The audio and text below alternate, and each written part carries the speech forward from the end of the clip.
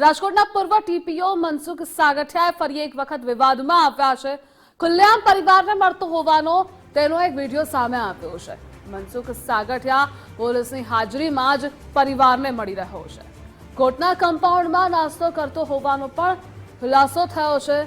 ખુલ્લેઆમ પરિવારને મળી રહ્યો છે। શા માટે પોલીસ તેને નથી રોકતી તે સવાલ છે। ભાજપના મોટા નેતાનો ફોન આવ્યા બાદ પણ પરિવારને મળવા દીધો હોવાની ચર્ચા છે। તો શા માટે તેને આ છૂટછાટ આપવામાં આવી છે તેને લઈ સવાલ થઈ રહ્યા છે। તો રાજકોટના પૂર્વ ટીપીઓ મનસુખ સાગઠિયા ફરી એક વખત વિવાદમાં આવ્યા છે। દ્રશ્યો ટીવી સ્ક્રીન પર આપ જોઈ રહ્યા છો કે પોલીસની હાજરીમાં જ તે મુલાકાત કરી રહ્યો છે। ભ્રષ્ટાચારના અનેક આરોપો આજ મનસુખ સાગઠિયા પર લાગેલા હતા।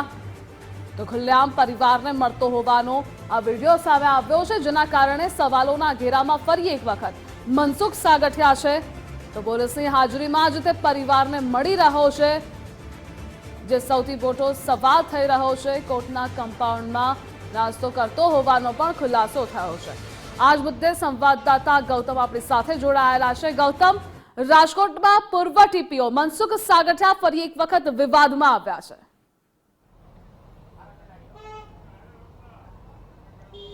જી ચોક્કસ, જે વ્યક્તિ અત્યારે જેલમાં છે ને જેના ઉપર 27 લોકો ને એમાં પણ સૌથી વધુ બાળકોના ભોગ લેવામાં આવ્યા હોવાનો ગંભીર આક્ષેપ છે, તેવા જે પૂર્વ ટીપીઓ છે રાજકોટ મહાનગરપાલિકાના મનસુખ સાગઠિયા, તેને લઈને ફરી એક વખત વિવાદ સર્જાયો છે। કેમ કે ફોટો અને વિડીયો જે વાયરલ થઈ રહ્યા છે, અત્યારે જે કોર્ટના હિયરિંગ ચાલી રહ્યા છે તે દરમિયાન તે કોર્ટના હિયરિંગમાં નહીં પરંતુ એક આરોપી તરીકે નહીં પરંતુ પિકનિકમાં આવ્યા હોય એ પ્રકારના દ્રશ્યો સામે આવ્યા છે। પરિવાર સાથે તેઓ નાસ્તાની મજા પણ લઈ રહ્યા છે, અન્ય લોકો સાથે ચર્ચા પણ કરી રહ્યા છે। આ પ્રકારના વિડીયો છે તે સામે આવ્યા છે ને વિડીયોથી ફરી એક વખત ચર્ચા જાગી છે કે જેને 27 ભોગ લીધા છે તેવા અધિકારીને શા માટે આ પ્રકારની સુવિધાઓ આપવામાં આવે છે। શું હજુ પણ રાજકોટ પોલીસ હોય કે અન્ય કોઈ જવાબદાર પ્રશાસન હોય તેમને હજુ પણ આ 27 ભોગ લેનાર સાથે આટલો પ્રેમ શા માટે? ભૂતકાળમાં એવું પણ આવી ચૂક્યું છે કે જ્યારે